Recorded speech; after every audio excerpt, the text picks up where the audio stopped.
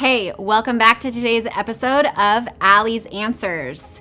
We are talking about the top 3 mistakes that most new real estate agents make and how you can avoid them if you are a new real estate agent. If you don't subscribe to my YouTube channel, I will haunt you in your dreams. Subscribe to my YouTube now. Number 1, prospecting. Prospecting is how you get new clients. Whether you're cold calling, whether you're door knocking, whether you've got lead generation coming in and it's just being dropped in your lap, it is still up to you to follow up with those people. Make that initial contact and don't give up. There is a very high chance that you are not going to actually make contact with that client. You are going to need to call, text, and email every day for a week straight. Statistically speaking, it takes a minimum of 6 attempts to reach somebody before you actually make contact with them. Once you make contact with that client, don't give up. It's up to you to keep top of mind with them as your client and you as their realtor. A best practice to follow is follow up every day for an entire week, then every other day for another week, then every 3 days or twice a week for the next 2 weeks. Then it's okay to drop to about once a week for the next 2 months and then monthly. Assuming you're making contact with this person, that might vary here or there, more or less, if you're actually speaking with them. If you're working with them, if you're setting up a home search, if you're slowly preparing to list their house, whatever it is, if you're working with them actively, that's great. You will know in your gut to adjust your level of communication based on that client. But if you're not making contact with that person, follow that cadence. As a new real estate agent, you're not going to be completely bombarded with new prospects.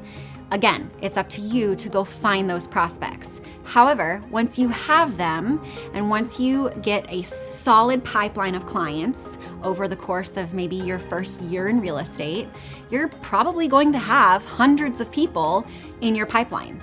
Whether it's your mom or your dad, your best friend from college, or your neighbor down the street, or a complete stranger, you're going to have a sphere and a pipeline. And it's important that you follow up with these people regularly. So the best thing to do to remember to follow up with all these people, whether it's 50 or 500 or somewhere in between, is to set them up on a drip campaign. A drip campaign can be utilized through your CRM. And a CRM is a customer relationship management tool. This is basically where you house everybody's name, number, email address, however you're going to contact them.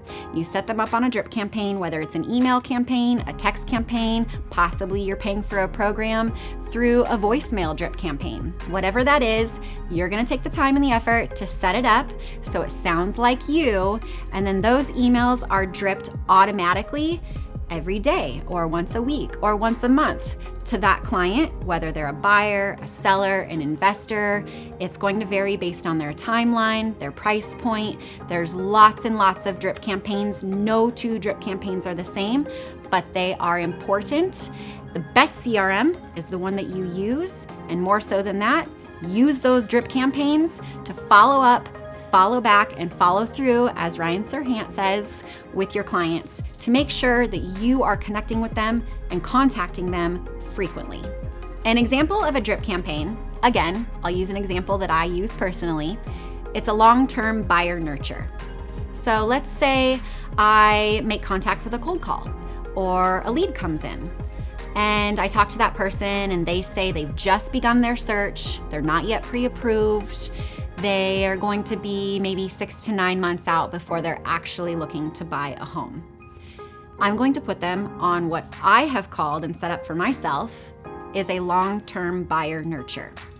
And when I hit play, they're going to receive an initial email right away that says, "Hey, so-and-so, it was great talking with you this morning. Here's all my contact information. I'm always available, so let me know how I can help you through your home buying process." It's just a quick intro email, reminds them my name, my phone number, my email, how they can make contact with me.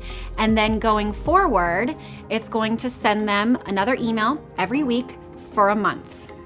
Then it'll revert to monthly. It's up to me to still make those personal text messages here and there in between to let them know I'm thinking about them, or to remind that I'm here to help them if and when they need it. But the rest of the drip campaign is going to be things like, hey, some new properties just came on the market. Do you want me to send them your way? A lot of times, they're going to respond back to that email. And guess what? I forget that my drip campaign has automatically sent that email for me until I receive a response back, which gives me homework and lets me know that they're still interested in purchasing a home at some point in the near future.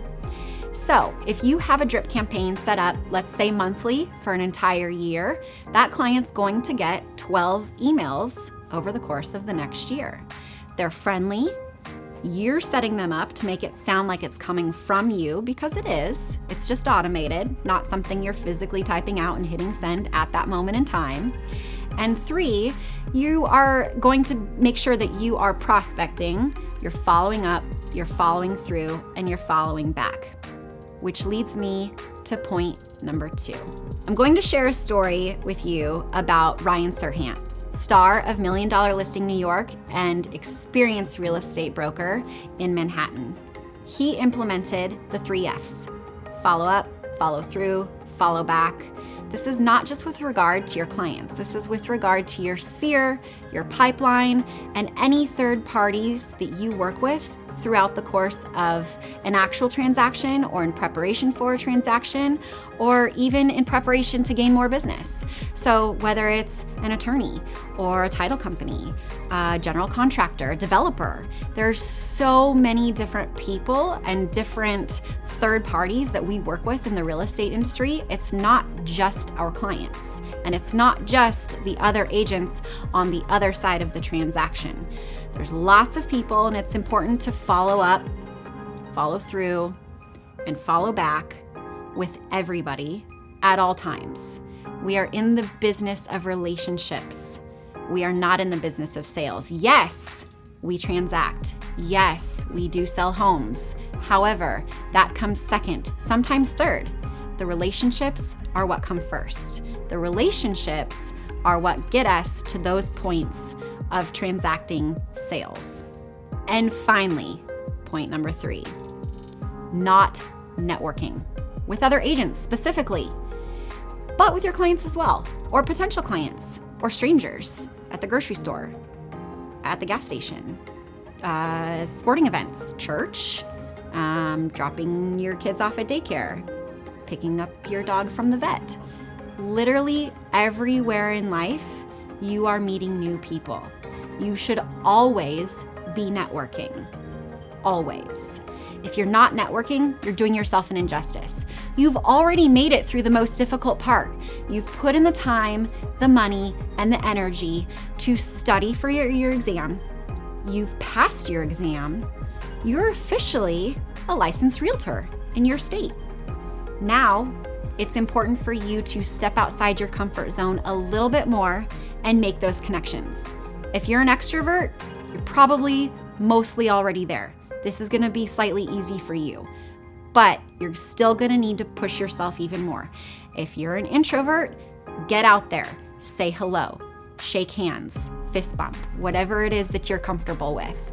Make sure that you are eavesdropping and possibly interjecting at the right time and place, of course, or introducing yourself just out of the blue.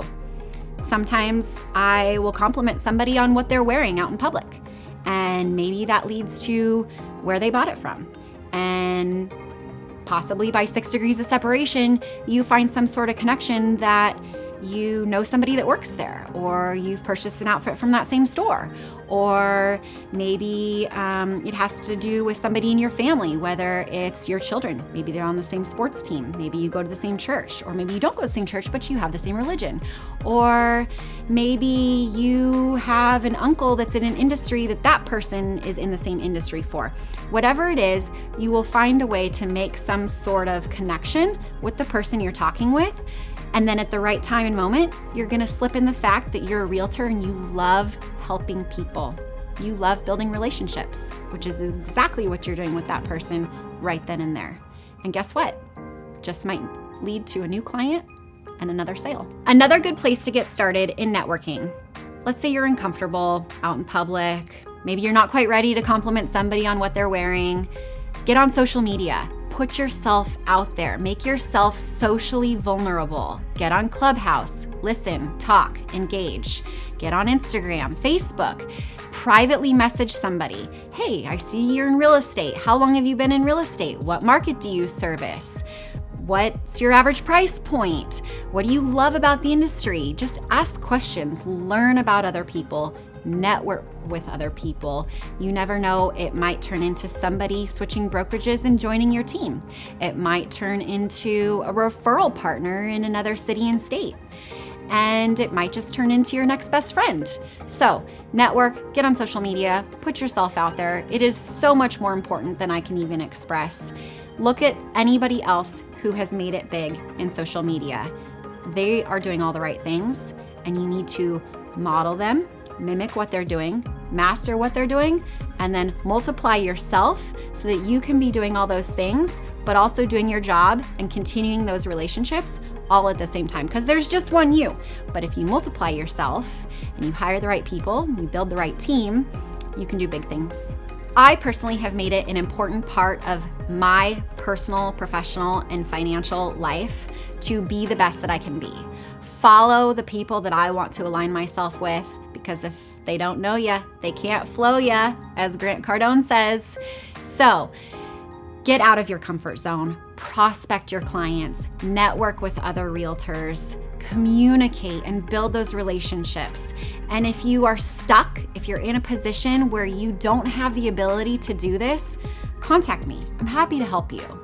I am fortunate enough to work with eXp Realty, which has a tremendously large network of people, over 65,000 agents around the world, the fastest growing brokerage. And I have the ability to log into any multitude of systems at any point throughout my day and network with agents in any other city or state, or sometimes country, to find out what's working for them or what's not working for them in their industry, how they write a specific clause in a contract, or simply to introduce myself and say, hi, I'm here. I can help you. If you ever need help with anything, let me know. So reach out to me, call, text, email anytime. Here's my number, 971-282-3441. And my email address is Allie@wisepropertygroup.com. I am always here to help you. Let's set you up for success to grow your business. Within the first 2 years, that's your make or break point. And if I can help you succeed in the first 2 years as a new real estate agent, it's a win-win. Let's do it. Reach out. I want to help you. I want to help you succeed in networking, prospecting, and building those relationships. Let's go. And that's it. Thanks for joining me on today's episode of Allie's Answers.